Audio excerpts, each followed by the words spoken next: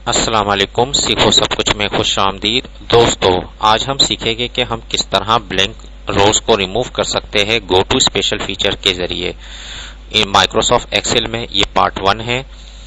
तो दोस्तों, होता यह है कि आपके पास हजारों की तादाद में रिकॉर्ड होते हैं और उनमें कुछ रिकॉर्ड ऐसे भी होते हैं जो ब्लैंक होते हैं।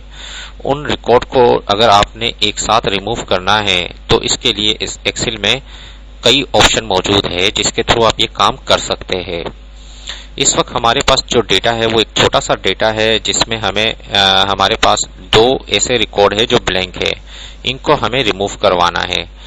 तो हम तो इसको इजीली रिमूव कर सकते हैं क्योंकि छोटा सा डेटा है, लेकिन अगर ये डेटा काफी तादाद में मौजूद हो तो उसको रिमूव करना इतना आसान नहीं होता एक एक कर।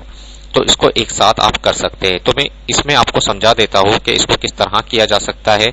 सबसे पहले आप जो आपका डेटा है उसको सिलेक्ट कर लीजिए। सिलेक्ट करने के बाद आपके पास यहां से ऑप्शन है फाइंड एंड सिलेक्ट का। फाइंड एंड सिलेक्ट में आपके पास एक ऑप्शन है गो टू स्पेशल का। आप इस पर क्लिक कर दीजिए तो यहां आपको ऑप्शन एक मिलेगा ब्लैंक्स का। तो ब्लैंक को आप क्लिक कर ओके जैसे ही करेंगे तो इसने जितने भी ब्लैंक रिकॉर्ड होंगे उनको सिलेक्ट कर लेगा। तो हमें इजीली पता चल गया कि ये 2 रिकॉर्ड जो है वो ब्लैंक है। तो इसके बाद आपने क्या करना है, सिलेक्शन होने के बाद आपने यहां से डिलीट पर आना है और यहां से डिलीट शीट रो पर क्लिक कर देना है।